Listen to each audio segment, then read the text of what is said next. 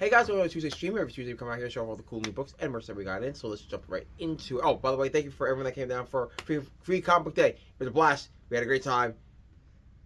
Dude, it's awesome. We do have the free comic book day DC exclusive books, which were the hardcovers for Absolute Batman, Superman, and Wonder Woman. Those such checklists are available on our website and in store. Definitely grab them. So they're great if you want to grab the Absolute books. So I will be talking about another Absolute book in a little bit. So let's jump into the books. We have Avatar: I Need a Stand. Oh.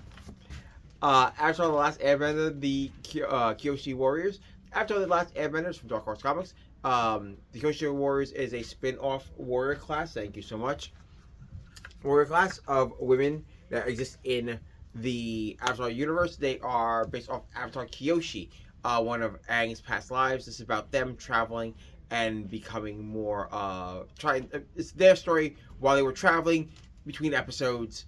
You get a little bit more depth. They are their warrior class of women that are kind of badass. It's really dope. Next is Ben 10 from Dynamite Comics. Ben 10 is, you guys don't know, Ben 10 was a cartoon show that ran for a multitude of seasons with a bunch of reboots on Cartoon Network. Now it's back, written by the actual original creative team. Men of Action are putting it out. This is a more adult, dark take on Ben. Not that weird, gritty, dark reboot nonsense. It's just more like the art's more adult, the violence is more adult. All the stuff like with Ben and Gwen and Grandpa all kind of the same. It's just made for more of a, hey, if you grew up with this book, the show, this is a retake on it. It's one of those better reinventions of like nostalgia licensing. Next up is Civil War Unmasked from Marvel Comics. Civil War Unmasked is an anniversary issue. It's been 20 years since Civil War first came out, which is crazy. When I think back, I was actually buying that book when it first came out. It's one of my first stories that really got me into comic books. Old. Yeah, my 20-year high school reunion is also this year. So yes, I know I'm old. Old. Yeah, I know. So Civil War Unmasked is kind of like in between comic, which is set during the events of Civil War, but it's going to explain like all the talks and the events that happened, like what happened when Bishop was recruited by Tony, what happened when Peter was before he was unmasked, that conflict between Tony and Peter, and so on. It's really cool. It adds to the entirety of Civil War. It doesn't take away from it. It's kind of like, oh hey, why did all of a sudden this happen, and you don't know, and it's not explained in the book. There's limited page counts, so they were able to expand it here in Unmasked. Next up is DC Sonic the Hedgehog Metal Legion. This is the sequel to the DC Sonic crossover from last year. If you don't have that, we have it in two versions. We have all 5 issues reprinted in a cool connecting cover, and we also have it in trade paperback if you missed the last series, or if you picked it up the #1 during Free Comic Book Day. We have the rest of the series here. DC X Sonic Metal Legion, kind of. It's not kind of. It's direct sequel to what happened at the end of DC Sonic. And now there are gateways that are connecting the Sonic universe and the DC universe, or this version of the DC universe together. And why and how they're connected is really cool. But there's a big reason why these gateways popped up and what they have to do with it. Read the book. It's really cool. If you're a fan of Sonic, if you're a fan of Justice League, it's really cool. It's a fun classic team up. Definitely pick this book up. Next up is Dog Tag from Mad Cave Studios. Dog Tag starts off one way and ends very differently. It's about a soldier named Tom Fuller, who is a journalist who is tasked to cover up the invasion plans of Normandy and D-Day. And then why it's called Dog Tag at the end, it's a really cool twist. I do not want to tell it here, but it's really cool. I like the story a lot. I'm a sucker for World War II stuff. This is World War II historical fiction, but they are all taken from real world events. It's really cool. You should definitely grab this book if you're a fan of World War II history. Again, if the twist at the end is amazing, it's dope, definitely grab this book. Next up is Excommunicated from Vault Comics. Excommunicated starts off as a story about an exorcist and a person, and I say that like it's a thing, like whatever. Anyway, so it's about an exorcist, an exorcism that goes wrong, kind of. Like most exorcist stories, it starts off with the victim is possessed by a demon, and the priest is there. This is very special because there's something about this nun and what happens in that exorcism that changes the course of the story. It's really cool. I like the addition of the nun as a character. as a support character in the Exorcism, and what happens towards the end of this. It's really crazy what happens. Next up is The Fall of House of Slaughter. This event book from the Slaughterverse from Boom Studios is written by James Tinney. Actually, written by Tate Bromwell? I think it's written by Tate Bromwell. No, it's Tinian. Bromwell did the art.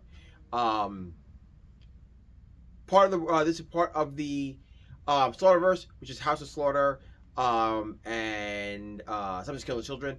This is it's the fall about what happens to the house is now.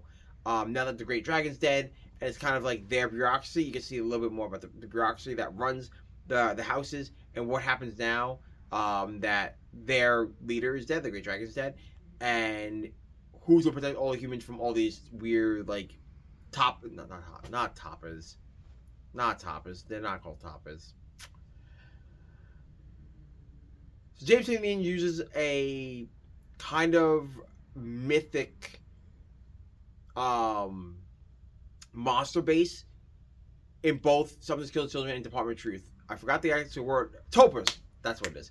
Tulpers. Tulpers are creatures and beings that are only exist because we make them exist through human consciousness, through the will of the many. So when these tulpers appear, they appear as monsters based on things like, at least in Department of Truth, they're cryptids and things like conspiracies. In Something's Killing Children, they're just monsters.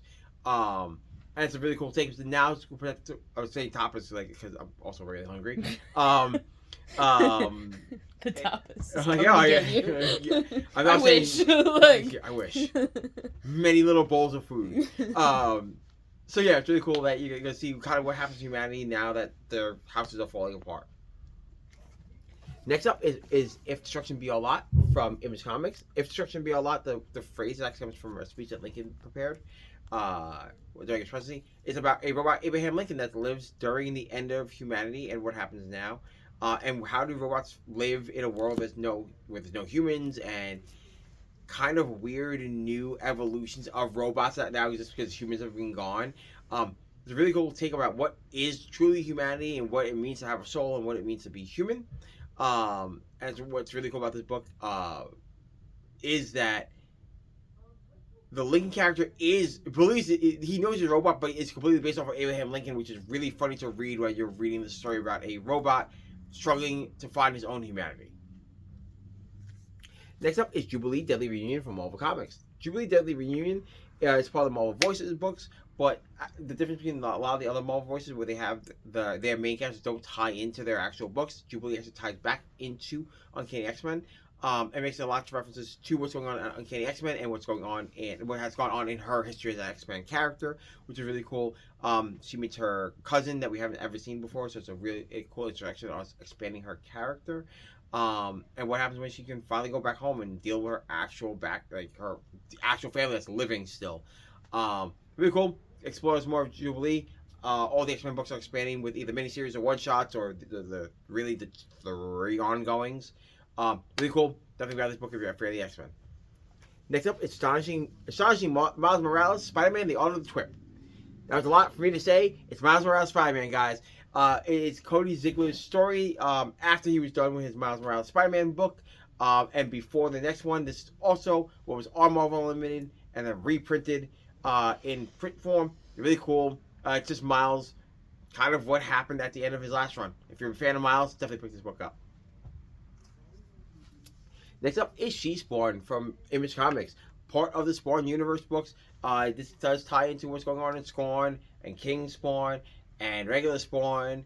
Not the other two, because the other two are kind of in the past, and the other ones are kind of in this weird floating era of nebulous stuff. But anyway, really cool book. You get to know a little bit more about Jessica Priest and a cool mission that she did in the past, maybe in the slight altered present. Really, really weird. Something happens to her, and then it's like almost like a time travel thing, but it's not a time travel thing. Really cool, but explores a lot of the origin of who Jessica Priest is as a character before you really met her back in the old issues of Spawn. And also, she's a cool badass with cool badass powers and a big gun. Next up is Star Wars Rogue One, Cassian Andor. This is a part of a series of one-shots that are coming out all around the anniversary of Rogue One. Starting off Cassian Andor, this just is more about who Cassian is. If you watch the show, it's expansion of the show. If you never watched the show, don't worry. You can actually read this and understand a little bit more about the character. And there'll be a series of a bunch of Rogue One one-shots coming out explaining different characters from that movie. And finally, for our singles, we have Tales of the Green Lantern Corps Tales of the Green Lantern Corps Guy Gardner. This one-shot is actually set right before the events of issue 14 of GLC. So it is all in canon. Sometimes these one-shots aren't in canon. These are great. This is all in canon. It explains why John and Guy had beef. It explains why he might have been chosen to be the Pope of the Green Lantern Corps. His words, not mine. Really cool book. It's Guy Gardner being a complete D-bag. If you like D-bag Guy Gardner, this book is great. For trades this week, we have Absolute Martian Manhunter. I told you I was talking about another Absolute book this week. This contains issues 1 through 6, which was the first original miniseries of Martian Manhunter. Absolute Martian Manhunter is one of those books that are very different in the Absolute universe than it is here, where the Martian part of it is a mind thing. I really wish they would explain that a little bit better in the... It's an off-mic thing I will explain and kind of complain to myself later on about, but really cool. It's all psychic and trippy and weird and bizarre and upside down with some detective noir stuff and some family drama. And this book is delicious. You should definitely read this book. It is fantastic. If you have never read Martian Manhunter, you will read this and then read regular Martian Manhunter and be like, this is not the same, because it's not. It's very, very much not. Really cool book. Definitely got this book. Next up, and these next two books are just reorders, but I wanted to cover these because of Avengers Endgame coming out this year. We have Books of Doom and One World on Doom. We got a restock of One World on the Doom. That was the last year's summer event from Marvel, in which Doom has taken over the Marvel Universe and is now in charge of everything.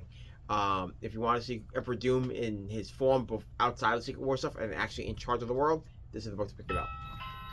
And next up we have Book of Doom, which is a retelling of Victor Von Doom's life as he's become the rise and fall of Doom from his origin as a young boy in Latveria, all the way to being the monarch of Latveria, and all the stuff in between. It's really cool. If you want a little bit learn more about Doom before the movie and know all his origins, you got this book right here. And finally, we have, I'm not putting in that was switched to this.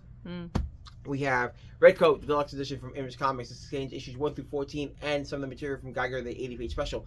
Simon Pure is a D-bag who gained immortality, and he's a Redcoat. That's why it's called Redcoat, from the Revolutionary Era.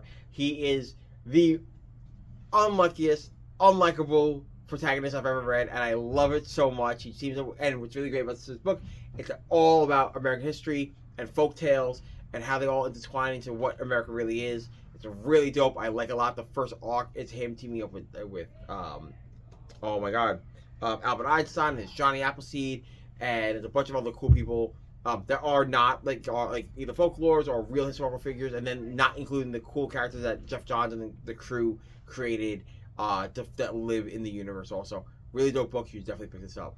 And we finally have one more thing that's actually in the case, the black standee in this case. Brie. That one with Thorns. Yep. Oh, okay. You want Thrawn too? Yes, please. We have a new capsule. So we have these new standees. It's actually wall mountable. What's really cool about these, we can get lights for these, and you put lights on, and then they actually turn on and off. I will recharge the batteries. I know. Someone killed the battery. I killed the battery.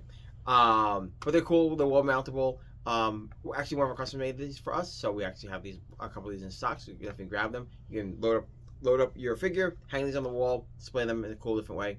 It's dope. I like these a lot. Yeah, I think they fit most figures now. So yeah, they're really cool. We're gonna put that way, so you can put that back in the case, please. And guys, that is it. You can check us out on our website, androidscomics.com, where Andrew's putting books on there at all times. You can check us out on all social media. Facebook, Android's Amazing Comics on Facebook. YouTube, Android's Amazing Comics on YouTube.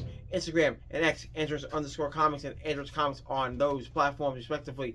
Where we post things that don't make the show, little cool things that happen around the store, town events, all that fun stuff. And guys, I'll see you back here next Tuesday around the same time. See you then. Bye.